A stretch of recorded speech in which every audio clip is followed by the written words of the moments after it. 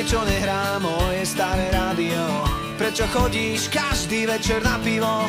Prečo sused parkuje pred garážou? Prečo je to tak? Prečo nesmiem vstávať od obeda? Prečo sú 2 hodiny dozvolená? Teraz si to zopakujem druhýkrát. Prečo je to tak? Ja viem, že príde deň, kedy si odpoviem na všetky otázky, ktorým nerozumiem. Ja viem, že príde čas, kedy si každý z nás povie, že tento svet som zažil rád.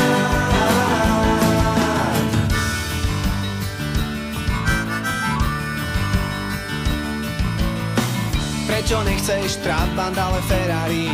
Prečo chytám nervy, keď sa nedarí?